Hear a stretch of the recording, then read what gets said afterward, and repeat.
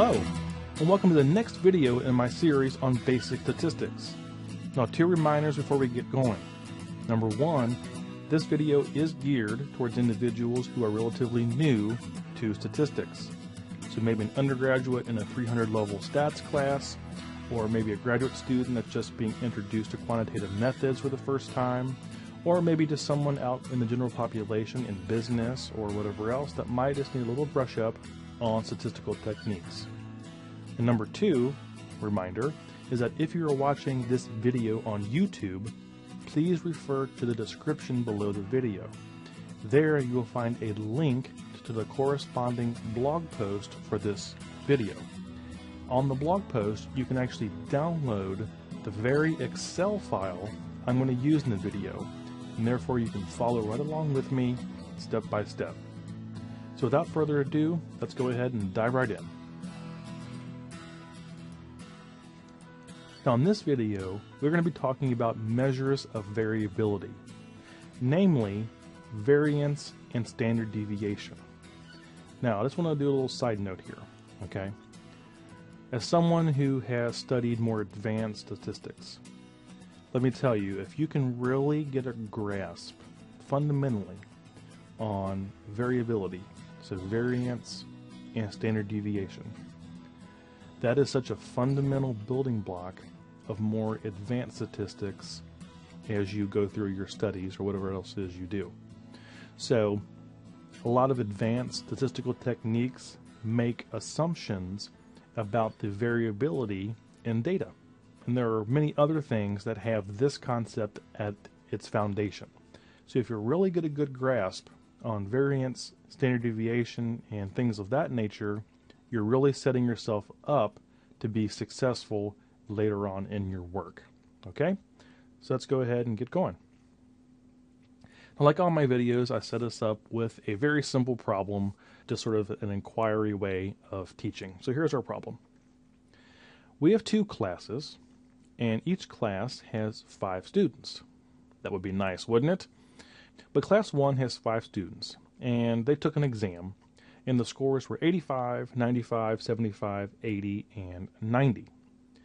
Now that comes out to a mean or average score of 85. Just for the record, I'm no longer going to use the word average. In stats class, use the word mean, or someone might throw an eraser at your head.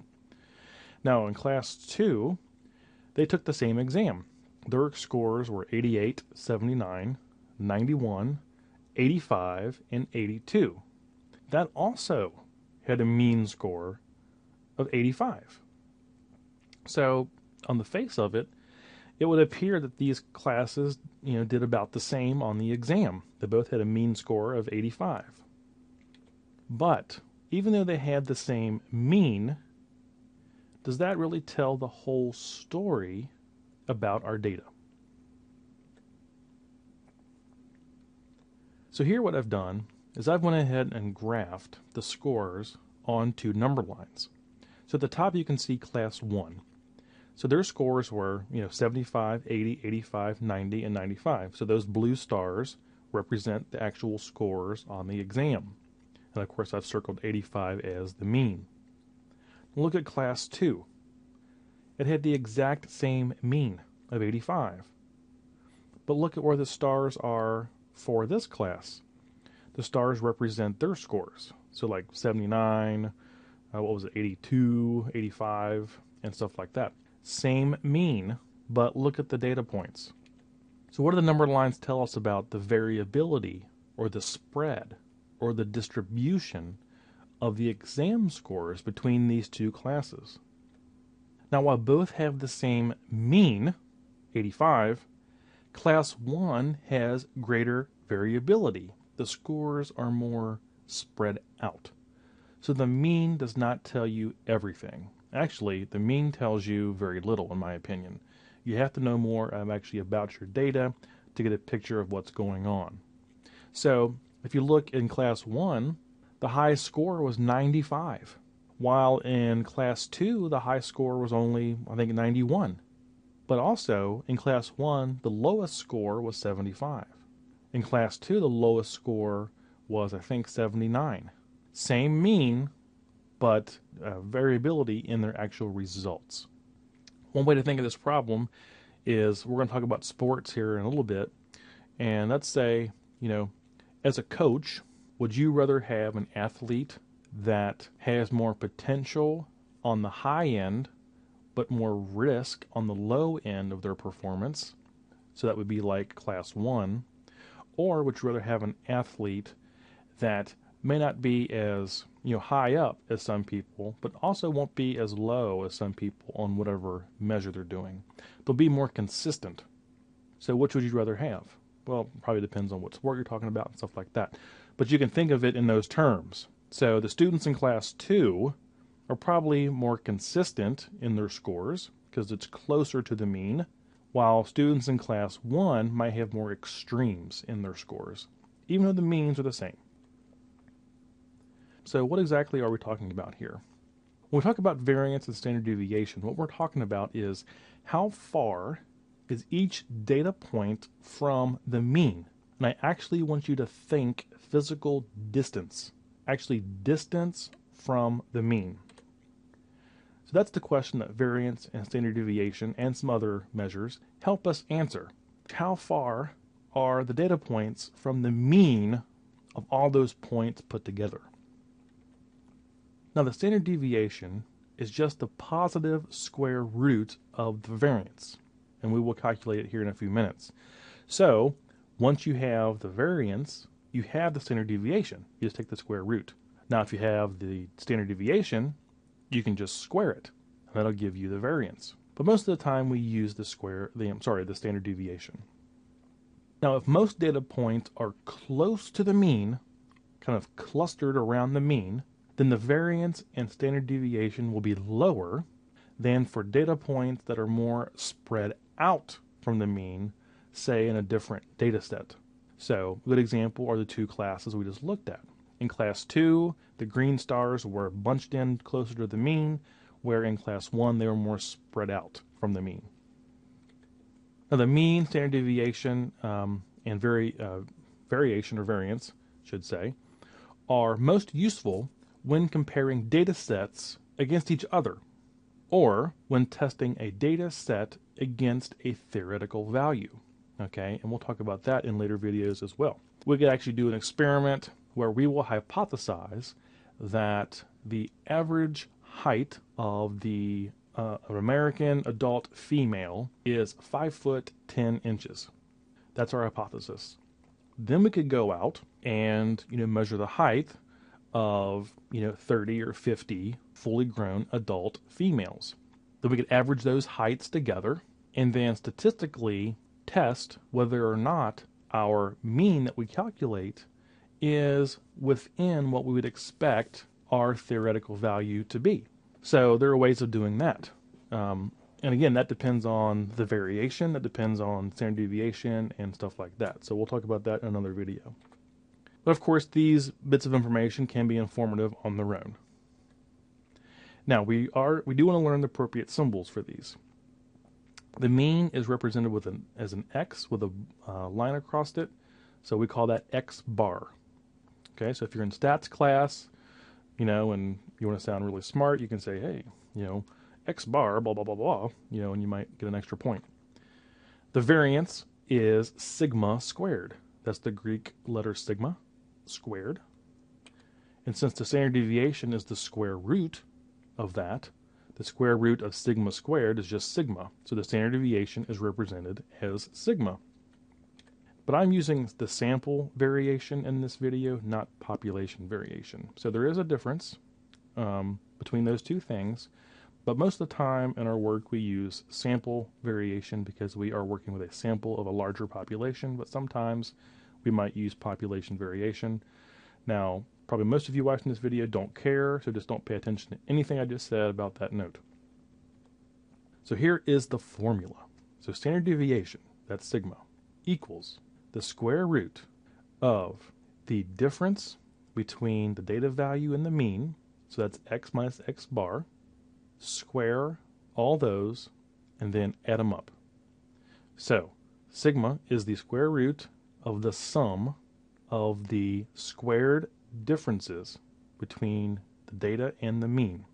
And that's divided by the number of observations we have minus 1. So actually, none of this should be, if you've had algebra, none of this should be, freaking you out. The sigma just means the sum of. So when we subtract our data point minus the mean and then square it, we're going to add all those up. And that's what goes on top. The sigma just means add all those up.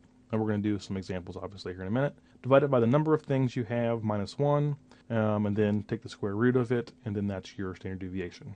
So obviously, we're going to work some examples. Okay, so let's figure out the variance and standard deviation for our classes. There's only 5 students, so it doesn't take but a couple of minutes. So there are scores for class 1, 85, 95, 75, 80, and 90. Now, if you look on our formula, that's our x. Okay, so the plain x in the formula, that's the score in that left column. Now, we have to subtract the mean from each one of those. So x minus x bar is the score minus the mean. That's the inside of the parentheses in the formula. So we're going to take 85 minus 85, 95 minus 85, 75 minus 85, etc. And then we get the score minus the mean. So that's the inside of the parentheses in our formula. X minus x bar, that's exactly what the third column is. Now, as you see, we have to square that. We have the squared sign next to our parentheses down there. So now we have to square whatever's in that third column. So 0 squared is 0, 10 squared is 100, negative 10 squared is also 100, negative 5 squared is 25, and 5 squared is 25. Okay, so we just squared. So that's the majority, if not almost all of, the top of our fraction in our formula. Now the sigma means we have to add all those together. So sum all those up. So if you can see over there in the red at the bottom, to figure out the variance here, remember that's sigma squared. That's like a precursor to the standard deviation. We're going to add all those up. So 0 plus 100 plus 100 plus 25 plus 25 divided by n minus 1. So in this case, we have 5 students. So 5 minus 1 is 4. So we add all those up, divide by 4, and that's actually our variance.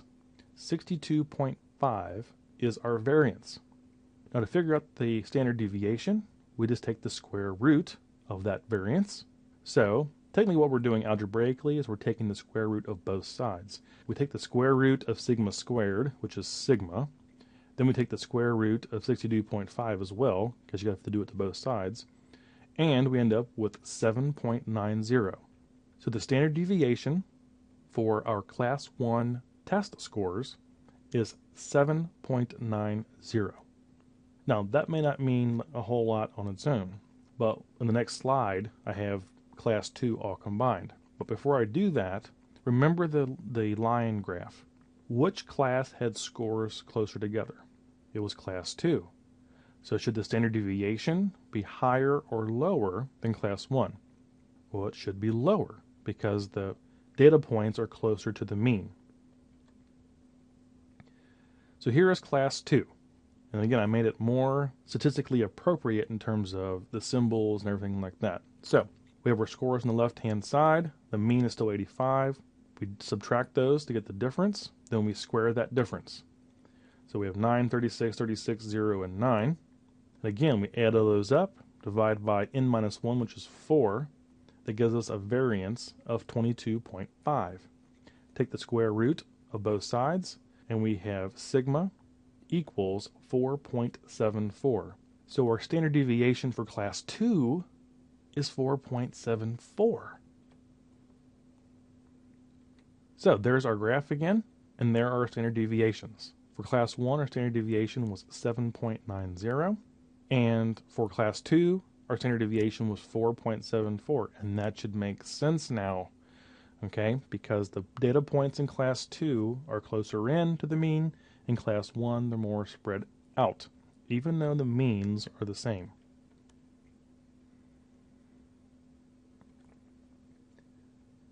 Okay, there's one more statistic I want to tell you about. It's not used as much, at least in my experience, but I still think it can be pretty informative of telling you more about data. So the coefficient of variation is a very simple calculation. You just take the standard deviation of your data set, divide it by the mean, and then times it by 100 to get a percentage. So the coefficient of variation is a relative measure of variability. It's usually expressed as a percentage, and it measures the standard deviation relative to the mean. So it answers the question, how large is the standard deviation relative to the mean, or as a proportion or percentage of the mean. So since it is a ratio, a percentage, it's helpful for comparing data having different means and standard deviations. We can tell by the coefficient of variation how one data set's standard deviation relates to its mean as compared to another and its mean. And you'll see how that works here in a second. Now also, since it is a percentage, the coefficient of variation is also unit independent. It does not matter what units our original data is in when comparing data sets. And here's what I mean by that. We could take some weather data outside. We could measure the high temperature for a month. And of course, depending on where you are, that might be Fahrenheit or degrees Celsius. I could also go down to the intersection here on the highway and count the number of cars that go through the intersection between 5 and 6 p.m. over the course of a month. Completely different data. However, each data set will have its own mean and own standard deviation. Using the coefficient of variation, I can determine which is more variable because it's just a percentage of its own mean. So that's what I mean by unit independent, is that you can compare different data sets regardless of their units. Okay, but of course in our exams, our fictional exams, we are using the same units, points, out of 100. So to calculate this, it's very simple. We take our standard deviation divided by each mean, which is, they're both 85, times 100. So for class 1, we had 7.90 divided by 85 times 100. So that equals 9.29%. So our standard deviation as a proportion is 9.29% of our mean. Now if we go to class 2, we do the same calculation, and it's 58 or 85. I got a digit in there, so I'm mixed up. No big deal. But it's significantly less than class 1, which should make sense because the standard deviation is much lower than class number 1 was. Now, of course, we have the same mean, so it's definitely going to be lower because it's a much smaller proportion of that 85 mean. So even though our means are the same, the coefficient of variation confirms our previous conclusions. The standard deviation is much smaller relative to the mean in class 2. So now here is the big version of our video here. We're going to be doing some field goal analysis for the NFL, which is the National Football League, which is the American Football League here in the United States. Here's what we're going to do. We're going to collect data for the longest regular season field goal by each kicker having at least 10 field goal attempts during the 2010 and 2011 seasons. So I've already collected that data. So every kicker that attempted at least 10 field goals, I've recorded their longest kick during the regular season. We're going to generate a graphical tool for visualizing our data using a football field diagram. We're going to compute field goal ball placement, so where the ball is actually kicked from, and the line of scrimmage, where the ball is actually snapped from the field goal length data using Excel. Then we're going to compute the mean, standard deviation, and coefficient of variation for the line of scrimmage for each year. So for each year, there's going to be a mean line of scrimmage where the ball is snapped from for the longest field goals during that year. We're going to figure out what that is. So it's kind of like a coach saying, okay, we moved the ball down to X yard line during the last play. Should we try a field goal to win the game? Well, we're going to figure out where sort of the limit is where you can expect a NFL field goal kicker to kick that game-winning field goal. So we're going to figure out actually what that is. And then we're actually going to compare both years. So it's going to be pretty cool. Let's go ahead and get into Excel and do that analysis.